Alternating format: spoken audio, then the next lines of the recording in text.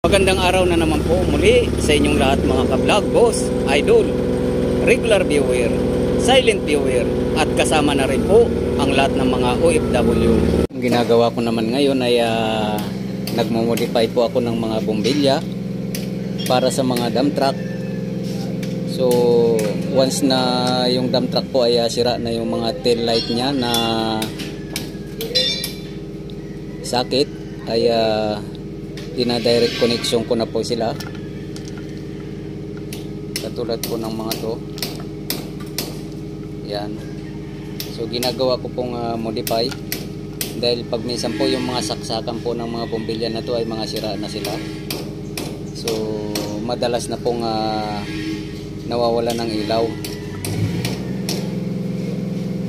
So matagtag lang ng konti ay nawawala na kaagad kahit na walang problema yung bombilya, dahil po yung bulb socket niya ay mga sunog na o kaya masyadong maluwag na yung pinagsasaksakan nito.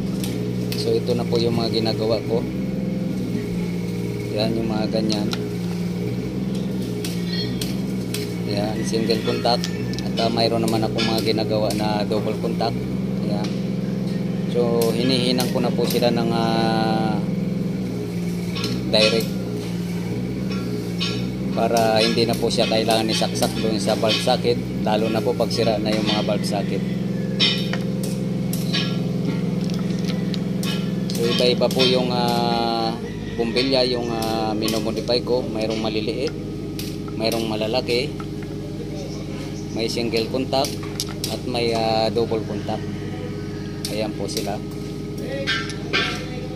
So ito naman po ay hihinangin ko rin para marami po akong spare na double contact.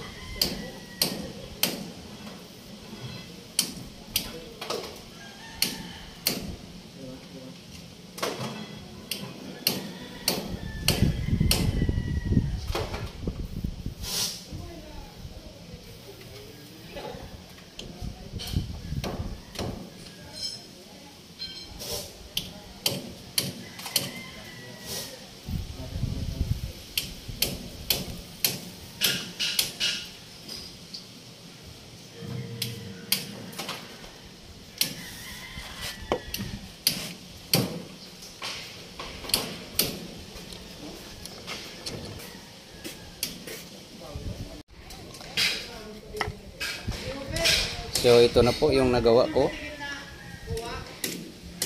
Yan.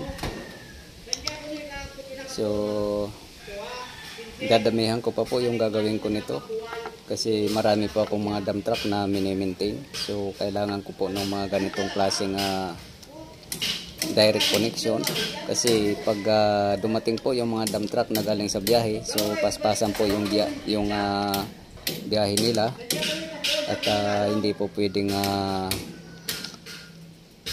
maghintay-hintay pa po ng mga bagong pyesa. Kung mayroon, salpak po agad. Pero kung wala, ay ito na po yung ginagawa ko.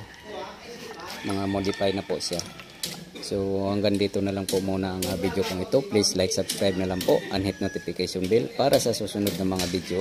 God bless all po.